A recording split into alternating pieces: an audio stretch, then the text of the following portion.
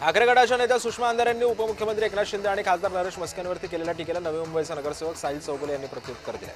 नरेश म्हस्के यांना तुम्ही सिरियसली घेतलंच पाहिजे असं साहिल चौगुले म्हणाले।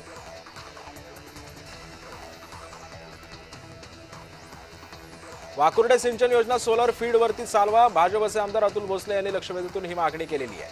ही मागणी मान्य झाल्या कराडमध्ये सुमारे 25 गावांमधील शेतकऱ्यांचा पाणी प्रश्न सुटू शकतो असे त्यांनी सांगितले।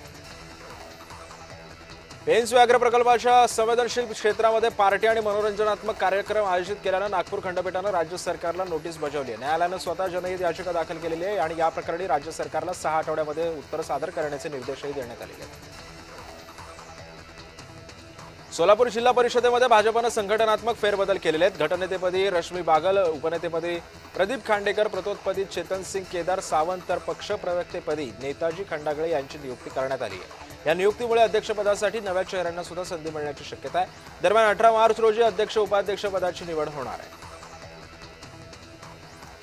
मिरज पंचायत समितीच्या सभापतीपदी काँग्रेसच्या तन्वी कमलेकर, या उपसभापतीपदी शिवसेनेच्या ललिता शेजूळ यांची निवड करण्यात आली आहे। तन्वी कमलेकर महाराष्ट्रामधील सर्वात तरुण सभापती ठरलेले आहेत।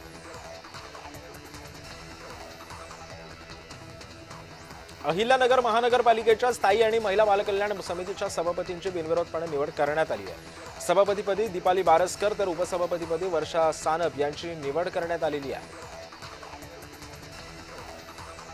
मालेगावच्या स्थायी समिती सभापतीपदी एजाज बेग यांची बिनविरोधपणे निवड करण्यात आलेली आहे। सर्वांना सोबत घेऊन सर्वांगीण विकास करणार असल्याचं आश्वासन एजाज बेग यांनी दिलेलं आहे।